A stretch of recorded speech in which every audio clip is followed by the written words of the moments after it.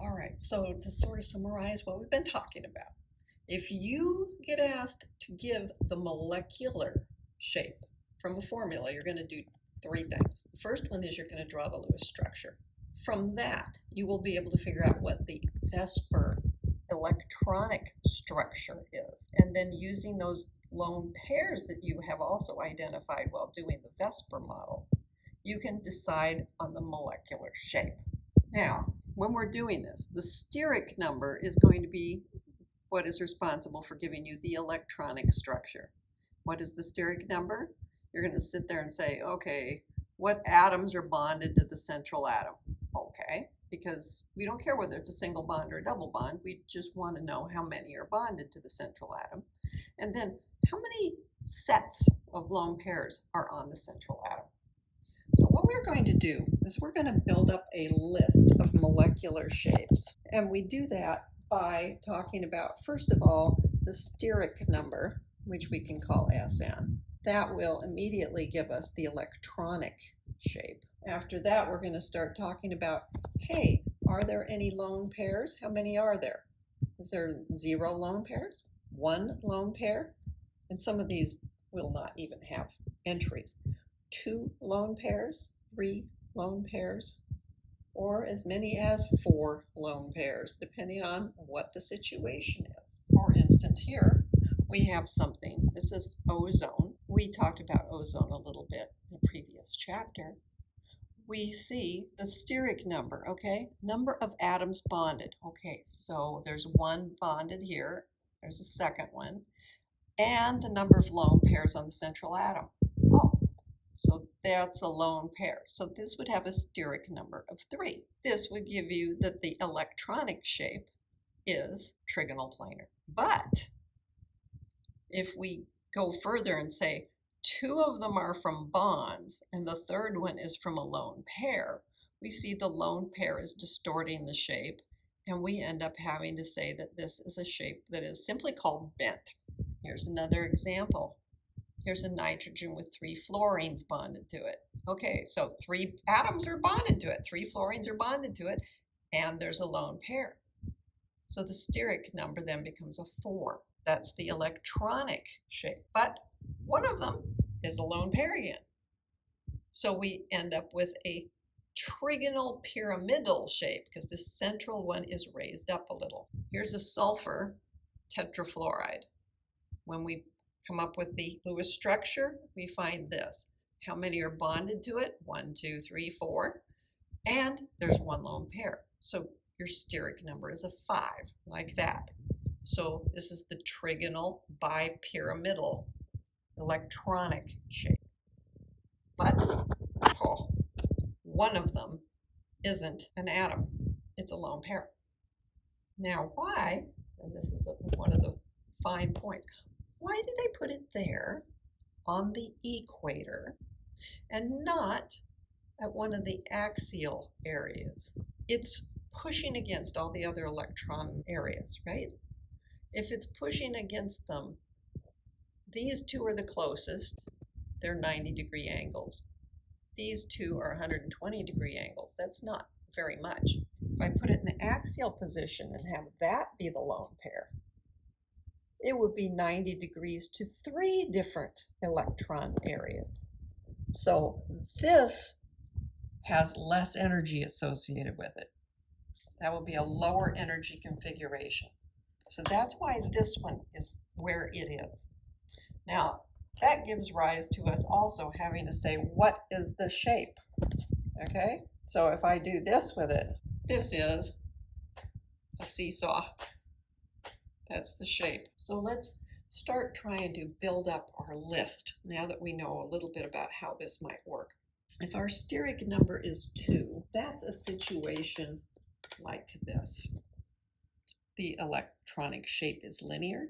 0 lone pairs, well, that's still linear. In every case, what we're going to find is that if there are no lone pairs involved, the electronic shape and the molecular shape are going to be the same.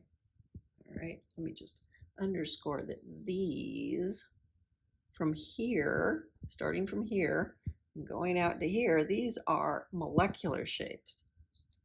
But if there are no lone pairs, the electronic shape and the molecular shape are going to be the same. Now, what possible difference would it make if I took off one of these? Absolutely nothing, because 2 points define a line, like you learned in geometry. So this is useless to even consider, and we aren't even going to worry about these particular entries.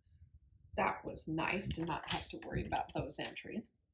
Now let's talk about a steric number of 3. 3 areas of electron density. As an electronic shape, it would be trigonal planar. So if we talk about a situation where none of these are lone pairs, it's still trigonal planar. If one of them is a lone pair, this is now a bent shape. But if we took off a second one, we'll be back to just nothing. So these don't count. All right, what's the next one? Well, that's a steric number of 4. So here's a steric number of 4. This is tetrahedral. So is this tetrahedral. What happens if I pull one off? Right, there's the lone pair. I'll go ahead and take it off just so we can see just where the atoms are. There it is. There's room underneath it. So it becomes trigonal pyramidal. And if there are 2 lone pairs, we're back to bent.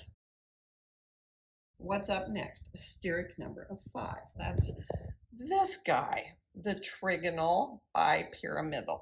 And of course, if there are no lone pairs, it's still trigonal bipyramidal. All right, we mentioned when we were looking at the slide that when you take off and replace it with a lone pair, just a lone pair and no atom out there, that it's going to come off of one of the equatorial areas. And that this then is a seesaw. I think it was late at night when they named that one, if you want my opinion. Seesaw. Okay, great. What happens if I decide I need to take another one off? All right, well, let's consider it. If I took off one on the axial, there would be 2 90-degree angles. If I took one off here, it would still be 2 90-degree angles. Where should I take it off? That's kind of confusing. It turns out it does come off the equator again. Okay. T-shaped. So this one is called T-shaped. And if there are 3 lone pairs, well, guess what? It comes off of the equator again, so we get to linear. And no worries on 4. And the last one that we're going to consider is a steric number of 6. You'll recall that this was called octahedral, which means that if there are no lone pairs, it is an octahedral molecular shape. And these are all exactly the same. So pulling one off, I'm just going to pull one off. It doesn't matter which one I picked. Okay, that's our shape. What's the name of that though? Well, it's square at the base and it makes a pyramid. So this is a square pyramidal. What will come off next? If I picked one of these, there will be 1, 2, 3 right angles. But if I take this one, there will be 4 right angles that I was avoiding. So it comes off right from there. And that is a square. Although, to be very specific about it, we say it's square planar, just to make sure everybody is aware of that. Now they're all look alike, right? So I'm just going to pull one off, and I'll be back to T-shaped. Now if I pull this one off, that's a 90. Whereas if I pull this one off, there will be 2 90s that I'm avoiding. So I'm going to do that, and it's going to be linear. That is our set of shapes that we have built up. You'll do that in lab as well to practice it. And when we do this, we can say that this falls into this particular formulation where we're calling it AX. Every one of these can be put into this. The A, remember, that's for your middle atom. The X tells you how many other atoms attached to the central atom. And then E is for the lone pairs of electrons. So your number of lone pairs, E for electrons. So you're going to have these little subscripts down here that you fill in. This one, there's only one middle atom, so it doesn't get a subscript. So each of these could be labeled that way. This would be simply AX2. There are no lone pairs on it, so it doesn't get an E. This would be AX3, AX4, AX5, and AX6. So this is your AX2. This is your AX3. This is AX4, AX5, and AX6. Now, the 2, there's nothing more to say about it because they were all X's, right? The 3, I can pull one off. And now I have a lone pair here, and that is bent. The 4, if I pull one off, there is your trigonal pyramidal. And if I replace with another lone pair, then it's bent. So here's 5. We have our axial and our equatorial ones. If we pull one off, have a lone pair, then it is seesaw. If we pull a second one off of the equatorial area, now it is T-shaped. And if we pull off the last one, it will end up being linear again. Lastly, the one with 6. If one of them is a lone pair, there's your square pyramid. If 2 are lone pairs, it's square planar. If 3 are lone pairs, it's T-shaped. And if 4 are lone pairs, we're back to linear. 3 examples to do. So the first one's going to be this ozone. So you can see right here, we have already done the Lewis structure, step 1. What is going on here? There's the center one. There's 2 atoms bonded to it, and there's a lone pair, 3. So this is a steric number of 3. So I'll go back to my table, and I'll say I'm working with a steric number of 3. The electronic shape is trigonal planar, but I only have 2 atoms that are bonded to it. The other is a lone pair, so that's a bent shape, and that's what we see in this picture, a bent shape.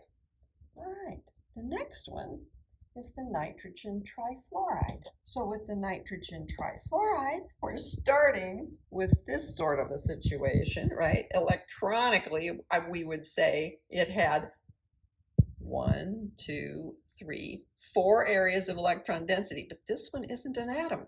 Boom, it's not an atom, so I'm not going to name the shape for it. Instead, I have A, X is 3, and there's 1 area that is lone pair. So this one's going to be AX3E, and as you can see, it ends up being trigonal pyramidal. And if the second one comes off and it's bent, well, now it's AX2, because there's 2 things attached to it, but there are 2 areas that have lone pairs. So AX2E2 is bent. So you can see this is 4. This is 3 plus 1 is 4. This is 2 plus 2 is 4. Aha! Now I can finish the pattern, because I can see the seesaw came about because you had 4 bonded to it and then 1 lone pair. Of course, that was 1 lone pair. Of course it was. It says right here in my table. This would be AX3E2, and this would be AX2E3. Okay, so when I was looking at the NF3, I discovered that I had this situation and I ended up with trigonal pyramidal. What about SF4? Well, we have the Lewis structure right here. So we can see electronically 1, 2, 3, 4, 5, right? But there's 1 that's been replaced with a lone pair. So that's here, trigonal bipyramidal as an electronic one, but I replace 1 with just a lone pair, and we get the seesaw shape. So that would be your SF4. So ozone becomes the example for AX2E,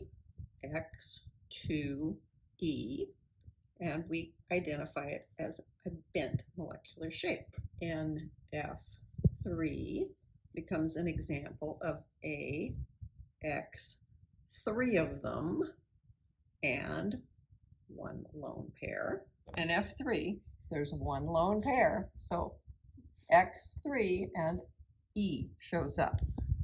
And that ends up being identified right here as trigonal pyramidal. And the last one is SF4. There's the Lewis structure. You can see 1, 2, 3, 4, and then a lone pair. So that's AX4 and a lone pair. Where does that get me here?